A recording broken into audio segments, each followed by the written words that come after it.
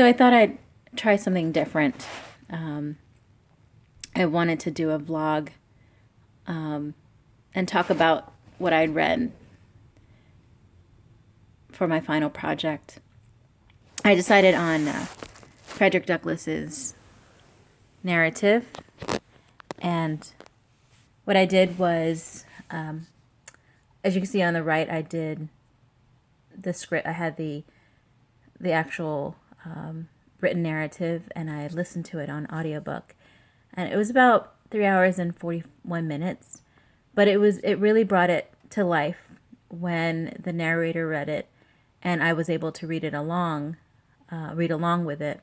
I was able to really get a deeper understanding of what was really happening with Frederick Douglass. And I have to say, I always loved audiobooks, so I feel like I get a better gist of the writing when I listen to the audiobook. Let me get my notes real quick here. So I read the preface. When you're nervous, you can't pronounce anything correctly. I read the preface, yeah. And, this gentleman described a lot of what Mr. Douglass was going to talk about when he got to the platform. And I think some of the things that stood out is when he said Southern prison house of bondage. And it's interesting that he called it a house. I guess when we think of a house, we think of, enclosed.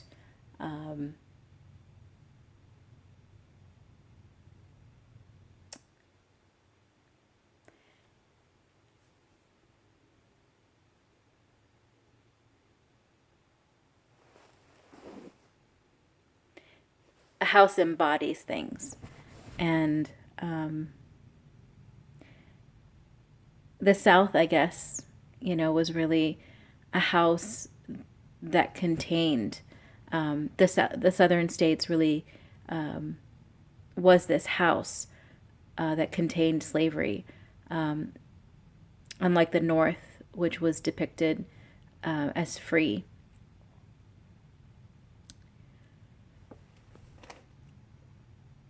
He also used the word thraldom, thraldom, the state of being in the power of another person or under the sway of an influence. And,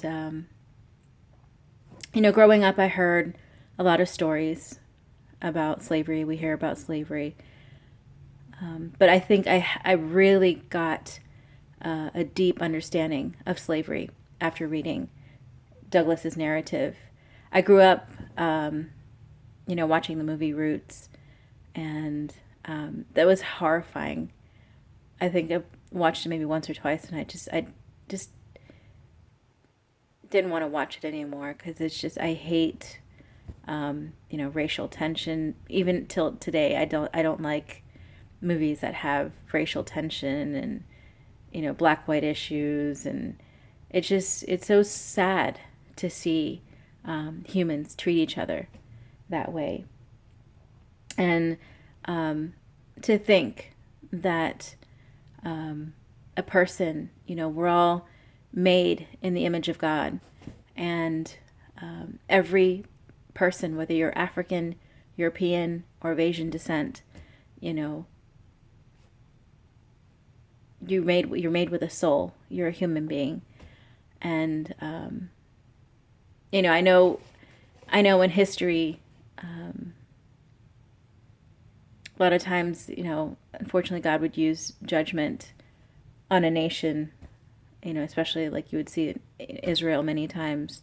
They were taken into captivity because of just blatant, I guess, disobedience.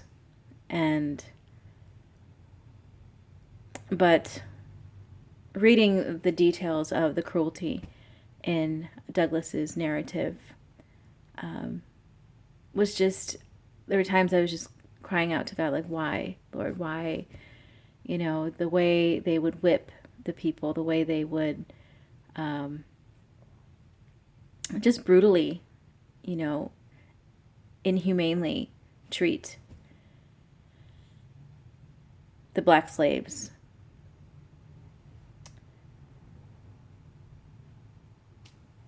He used the term when he was getting ready to introduce Douglas to the platform. He was just saying, you know, that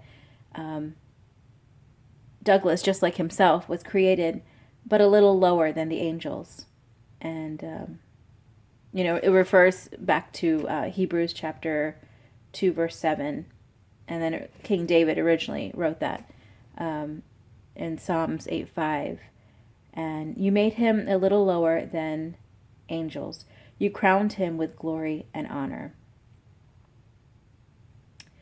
So, obviously, we don't see the glory and honor in a person who is a slave. And he says, yet a slave, I a fugitive slave. It's even worse to be a fugitive slave because you always have that lingering feeling of one day you're going, you know, you could be sent back into that bondage.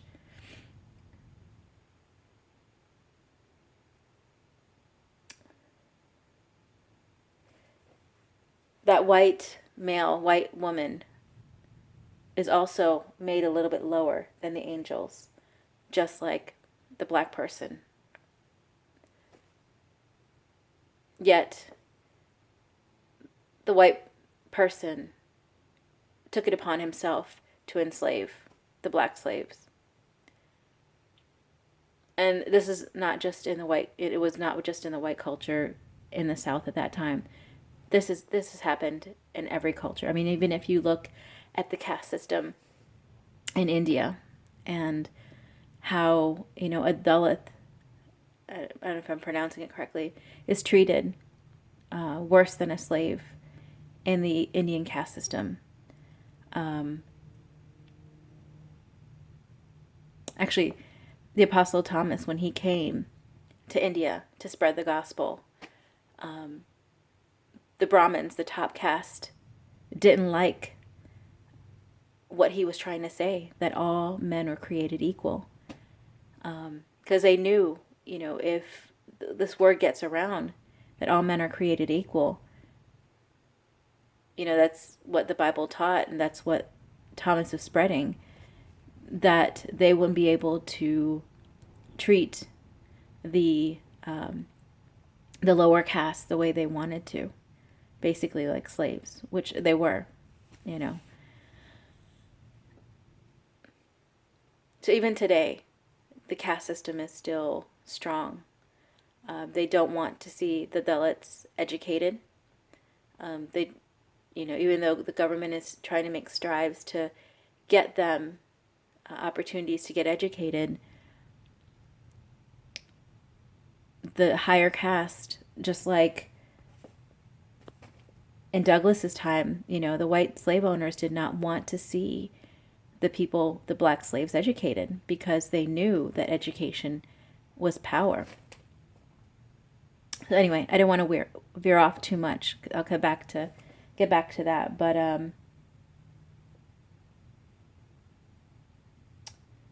I thought it was interesting that when Douglas was getting ready to get onto the platform, he had to kind of be encouraged to come up. It says, trembling for his safety, hardly daring to believe that on American soil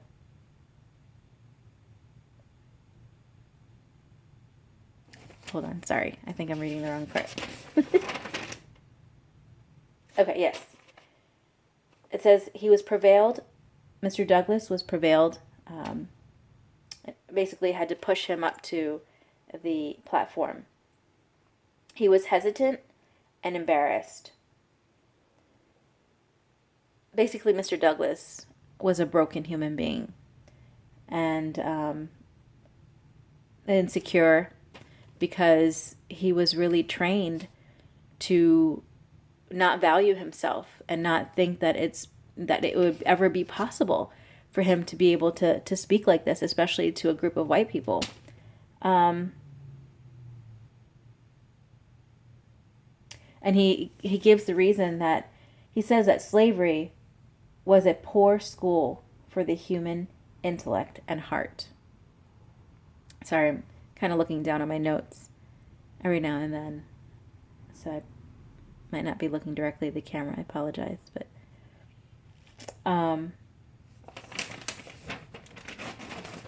when I was analyzing that text, a lot of the overseers took pride in their jobs as, breakers, or they would call them Negro breakers, and they wanted to break any kind of spirit that the slaves had, or any kind of self-identity. Like he wasn't even allowed to know his birth date, because that would give him significance. That would give him humanity.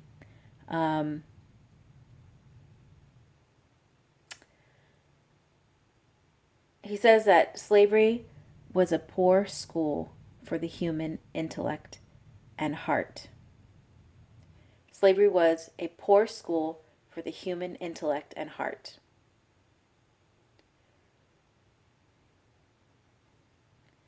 So the human intellect, he was not allowed to think, for himself. The heart carries so much of our emotions.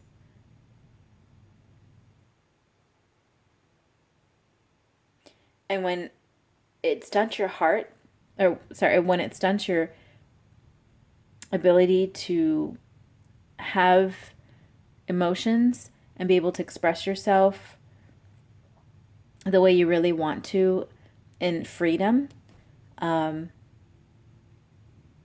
really stunts the opportunity to learn, communicate with confidence. He was trained to interact with whites in a certain way, like he was not able to freely express himself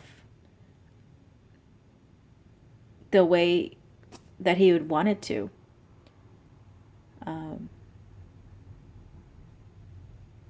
He was not allowed to express anything his whole life.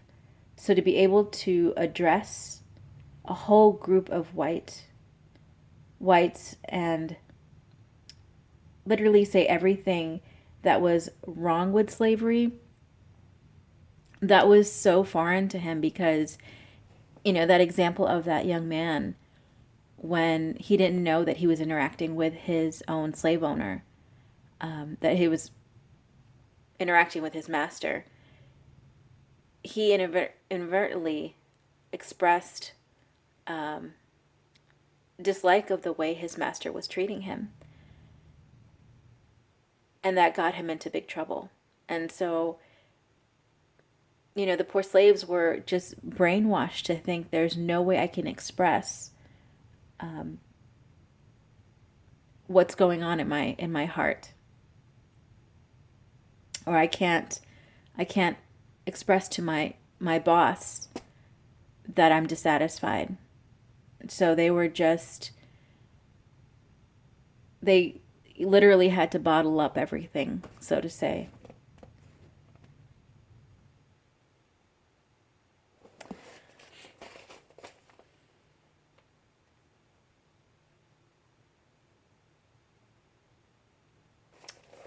I thought it was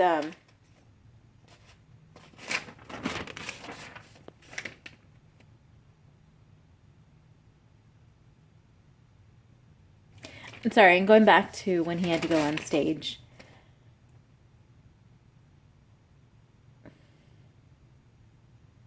I think he was shocked I never thought it. I wrote down the passage. It says, trembling for his safety, hardly daring to believe that on American suit a single white person could be found who would befriend him at all. Hazards for the love of God and humanity.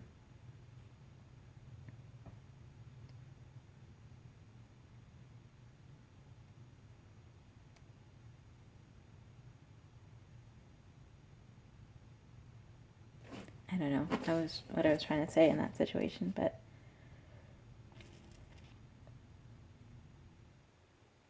trembling for his safety, hardly daring to believe a single white person could be found who would befriend him.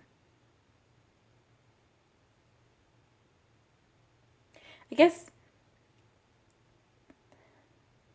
sorry, it's taken me a little.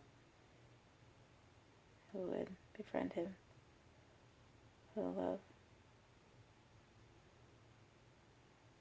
Anyway, I'll try to come back to that because I'm stumped for words right now.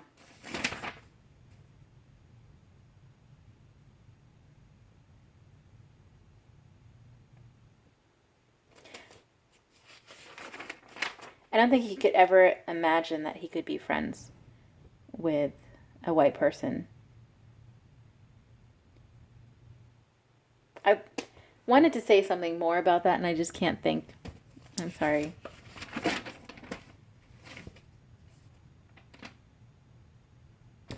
I found it interesting that they called it career because obviously in this day and age when we say career, it's implied that that's something that somebody enjoys doing, that's a vocation that they chose to do.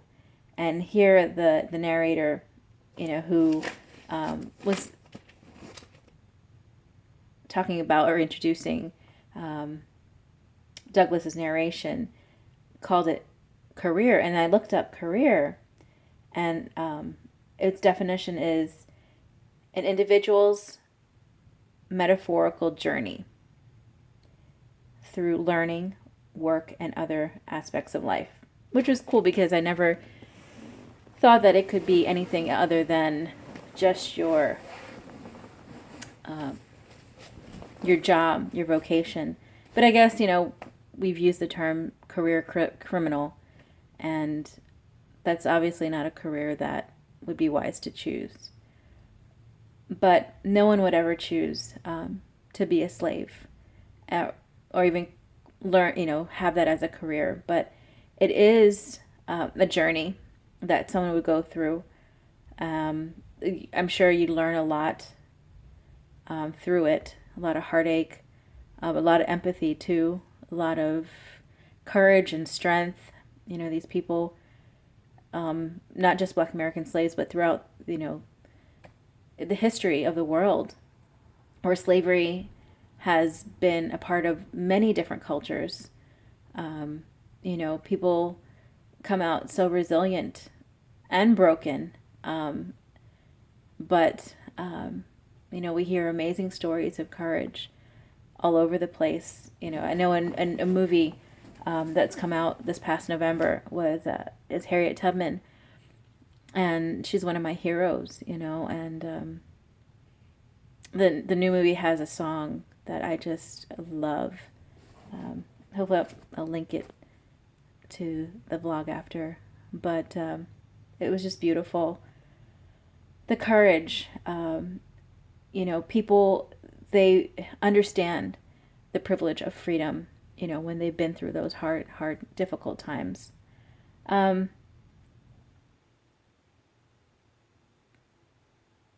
He was forbidden to know his age. It was improper and impertinent, which means evidence of, which is being disrespectful, and it was evidence of a restless spirit. That means, I'm guessing he really wanted to know about himself. I mean, who wouldn't want to know about themselves? And to rip that away from a person or their identity, that's, I feel like, it's worse. Like, okay, the beatings were horrible. The physical attacks were horrible.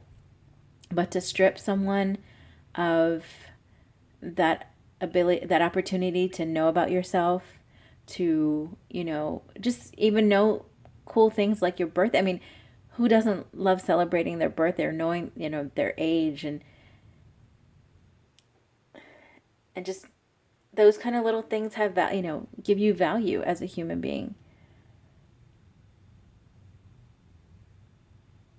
He was forbidden to have that time with his mother.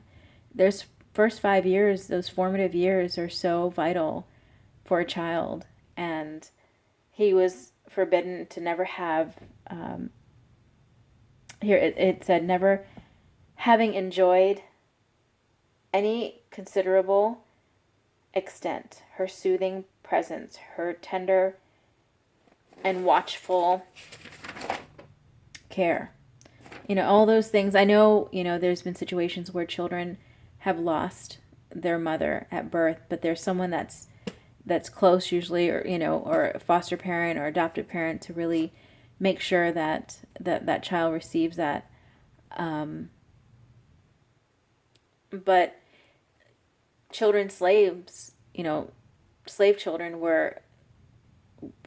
didn't have that. Those things were ripped away from them, and they were never able to have those nurturing years. And I know that they had to sit with a grandmother, or they had to sit with an older lady who would take care of them. But she won't be able to fulfill the role of a mom, to be able to nurture, and give the love that a child needs.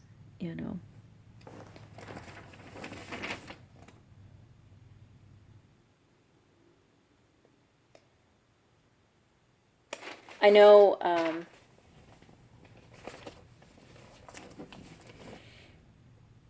anyway, a lot of the emotional development of the children were stunted because they were stripped away from their mothers and parents. And like I said, those formative years, when they don't have those sense of those things that are so vital, like they didn't have beds. They didn't have, they had a coarse blanket. When a child, I know, like my kids, like that soft blanket, it just gives comfort. And to have a rough blanket is so cruel. It's so cruel. It's just saying that you just devalue that person, that you don't have any care or concern, because just giving a soft blanket says so much about care and concern.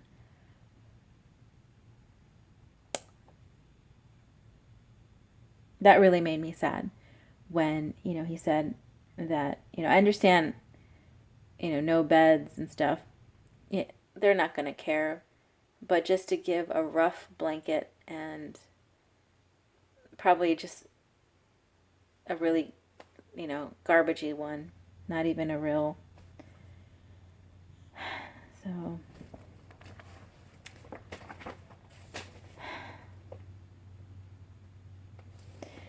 So just, basically their status as a human being was so, they were so deprived of that. They could not even think to themselves that I am valued, that you're basically property.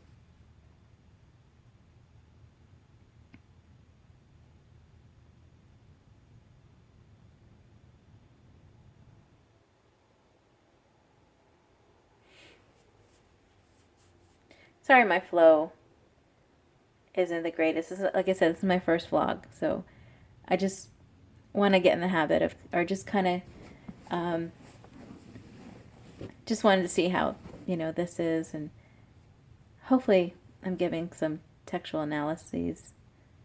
I said that correctly. I have been utterly astonished since I came to the North to find persons who could speak of the bringing. Can't write my whole. Oh, being among slaves as evidence of their contentment and happiness. This is